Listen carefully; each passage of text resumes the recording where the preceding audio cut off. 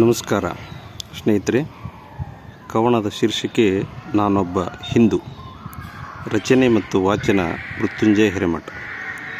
ನಾನು ವಿಭೂತಿ ಹಚ್ಚುತ್ತೇನೆ, ಭಂಡಾರ ಬಡಿದುಕೊಳ್ಳುತ್ತೇನೆ, ತಿಲಕ ನಾಮವನ್ನೂ ಬಳೆದುಕೊಳ್ಳುತ್ತೇನೆ, ಗಂಧ ಶ್ರೀಗಂಧ ತೀಡಿ ಸವರಿಕೊಳ್ಳುತ್ತೇನೆ. ಅಷ್ಟೇ ಏಕೆ, ಸುಟ್ಟ ಶವ ಬೂದಿ ಶಿವಲಿಂಗದ ಮೇಲೆ ಸುರಿಯುತ್ತೇನೆ, ಅದನ್ನೇ ಮೈ ಹನಿಗೆ ಒರೆಸಿಕೊಳ್ಳುತ್ತೇನೆ. ನಾ ಮಂಗಳ ಮತ್ತು ಅಮಂಗಳವನ್ನು ಮೀರಿದ್ದೇನೆ, ಏಕೆಂದರೆ ನಾನೊಬ್ಬ ಹಿಂದೂ ಆಗಿದ್ದೇನೆ. ನೀರನ್ನು ಗಂಗೆಯಾಗಿ, ಗಾಳಿಯನ್ನು ಪವನದೇವನಾಗಿ, ಬೆಂಕಿಯನ್ನು ಅಗ್ನಿದೇವನಾಗಿ, ಇಳೆಯನ್ನು ಭೂತಾಯಿಯಾಗಿ, ಮಳೆಯನ್ನು ವರುಣದೇವನನ್ನಾಗಿ ಪೂಜಿಸುತ್ತೇನೆ, ಆರಾಧಿಸುತ್ತೇನೆ.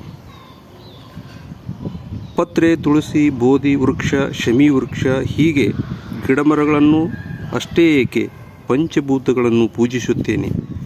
ಅವುಗಳಿಂದಲೇ ನಾನಾಗಿರುವುದು ಅರಿತಿದ್ದೇನೆ, ಏಕೆಂದರೆ ನಾನೊಬ್ಬ ಹಿಂದೂ ಆಗಿದ್ದೇನೆ. ಶಿವನಿಗೂ ಜಾತಿ ಇಲ್ಲ, ಬ್ರಹ್ಮ ವಿಷ್ಣುವಿಗೂ ಜಾತಿ ಇಲ್ಲ. ರಾಮನಿಗೊಂದು, ಪರಶುರಾಮನಿಗೊಂದು, ಕೃಷ್ಣ ಸುಧಾಮರಿಗೊಂದು ಜಾತಿ. 10 ಅವತಾರಗಳನ್ನು ಎತ್ತಿ ನೋಡಿ, ಒಬ್ಬೊಬ್ಬರದೊಂದೊಂದು ಜಾತಿ ಗೋತ್ರ. ಅಷ್ಟೇ ಏಕೆ ಋಷಿ ಮೂಲ ಹುಡುಕುವಂತಿಲ್ಲ. ಕುಲಕ್ಕೊಂದು ಮಠ, ಜಾತಿಗೊಂದು ದೇವರು.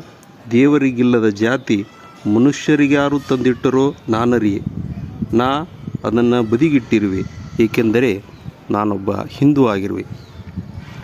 ಶಿವನ ಬಳಿ ನಂದಿ, ಪಾರ್ವತಿ ಬಳಿ ಸಿಂಹ, ಗಣಪತಿ ಬಳಿ ಇಲಿ, ಕಾರ್ತಿಕೇಯನ ಬಳಿ ನವಿಲು, ಕೊರಳಲ್ಲಿ ನಾಗ, 3ನೇ ಕಣ್ಣಲ್ಲಿ ಬೆಂಕಿ, ಜಡೆಯಲ್ಲಿ ಗಂಗೆ, ಹೀಗೆ ಒಂದೇ ಮನೆಯಲ್ಲಿ ಒಟ್ಟಿಗಿರುವುದನ್ನು ಕಂಡಿದ್ದೇನೆ.